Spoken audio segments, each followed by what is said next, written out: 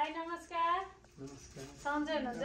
ठिकै छु। अनि भाउजू केटाकेटी सबैजना आरामै हुनुहुन्छ? ठिकै छु। अनि कहिले आइपुग्नु भयो यतातिर?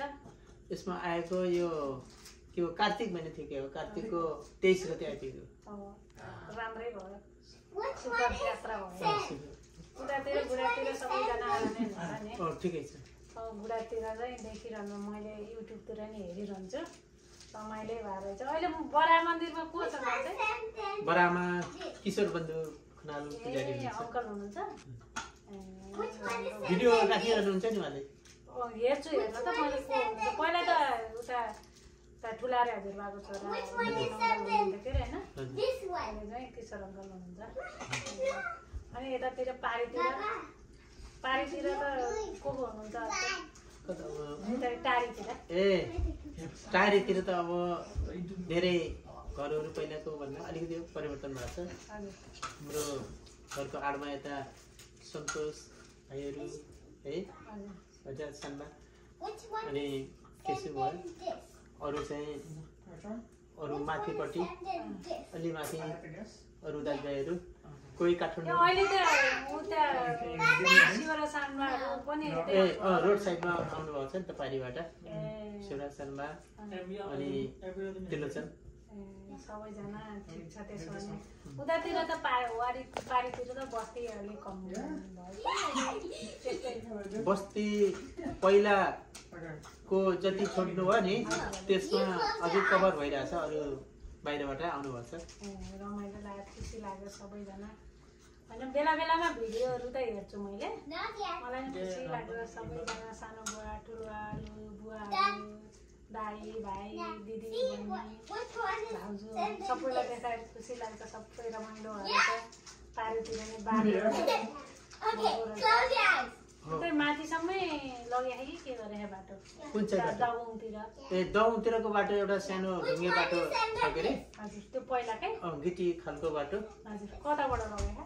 त्यो चाहिँ सुरुमा त बाराई मार्ग भनेर त्यो माथि हामीहरूको घरको आडबाट सानो खालको सानो छ। माथि अलि माथि उहाँ बाराई मार्ग उतापट्टि माथि ठान्टिनेरीबाट त्यहाँबाट पनि गएको छ सानो बाटोको।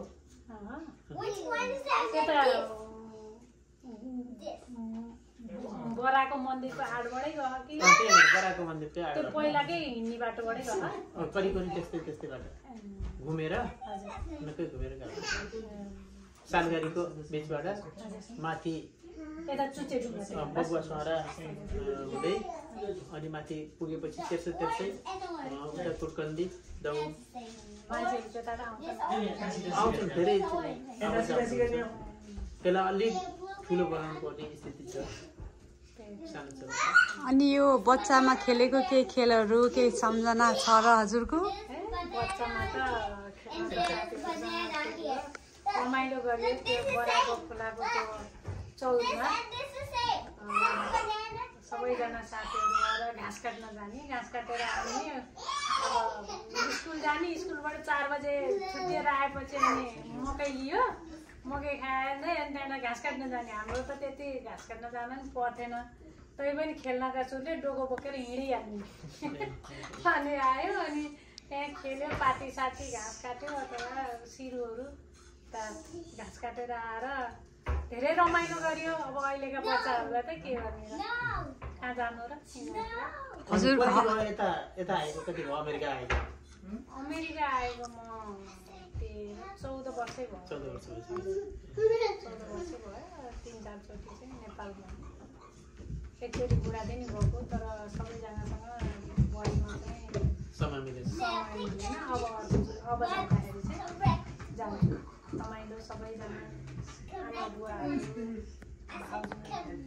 दाइहरूलाई भेटेर आउँछ। बच्चाको हजुरको कुनै साथीहरूसँग खेलेको केही रमाइला क्षण साथीहरूको नाम केही याद छ र हजुरलाई?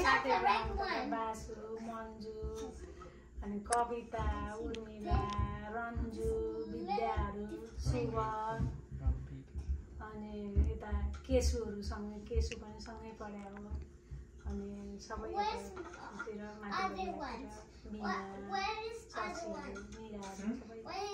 सबैसँग खेलियो घुमियो।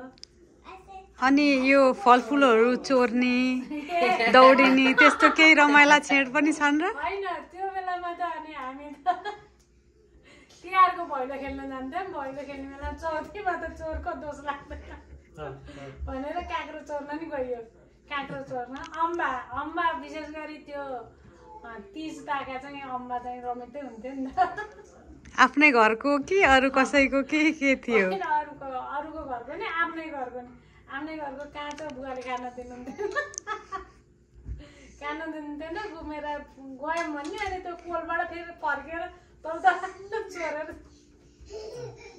रमाइलो हुन्थ्यो त्यो बेलामा अहिले त अब त्यता भाउजूहरूसँग आन्टीहरूसँग पर्न पनि गइयो भैया गोड्न गइयो मकै गोड्न गइयो धान काट्न गइयो उता साँगेतिर नि गइन्थ्यो ल भयो कान्छी